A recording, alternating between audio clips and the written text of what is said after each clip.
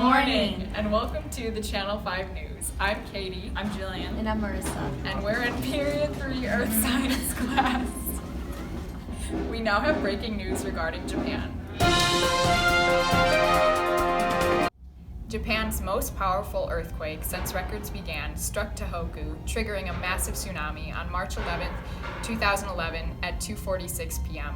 when the North American and Pacific Plate converged into a subduction zone. Residents of Tokyo received a minute of warning before the strong shaking hit the city, thanks to Japan's early warning system. Cars, ships, and buildings were swept away by a wall of water after the 9-magnitude earthquake, which struck about 250 miles northeast of Tokyo and lasted for 6 minutes.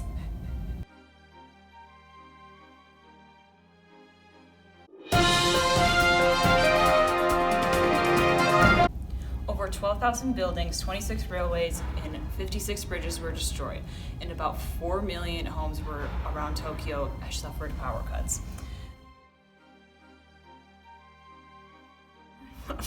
There were a devastating 15,894 deaths caused by the quake, and over 2,500 people still missing as strong waves hit dozens of coastal communities.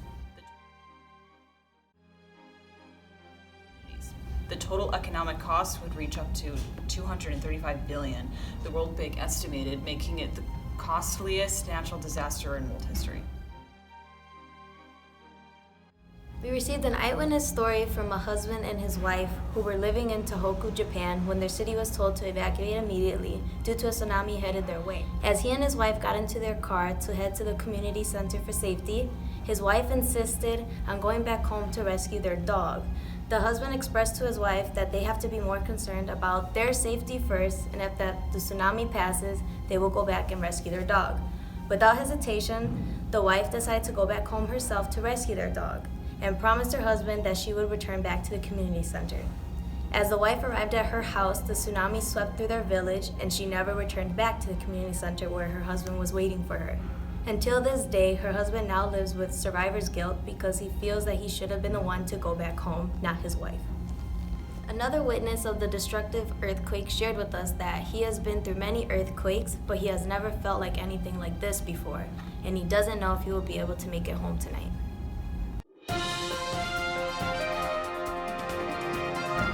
The Fukushima nuclear power plant cooling system was damaged, raising fears of a meltdown, and a nuclear emergency was declared. The majority of the 2,700 people within the nuclear evacuation zone were evacuated, and more than 1 million households had no water.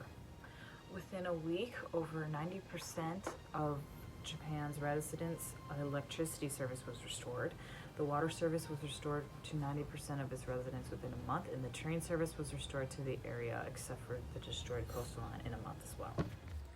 So Japan is actually used to having frequent earthquakes, but this one in particular was a shock to most of the residents in Tohoku because of the strong magnitude and over 100 aftershocks it caused.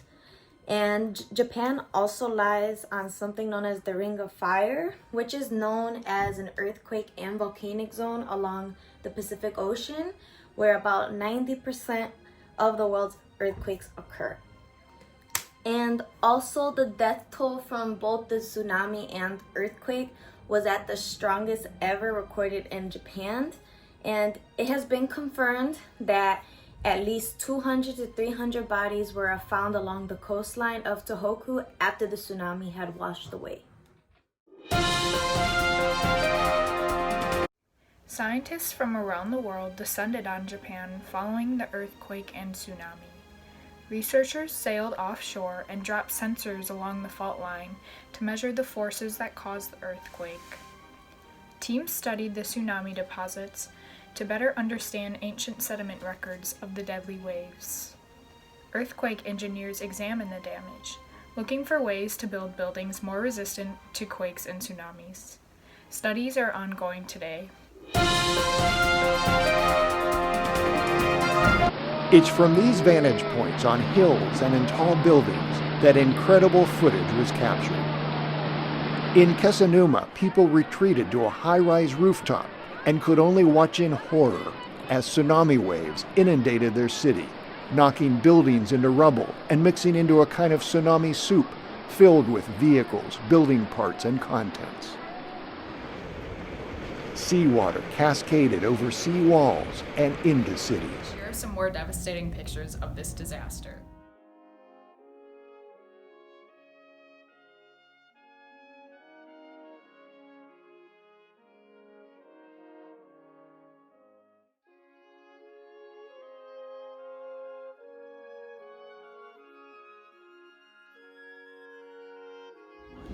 If you want to donate, you can go to the Japan Relief Fund. Or you can go to our website and make your donation to support this devastating disaster.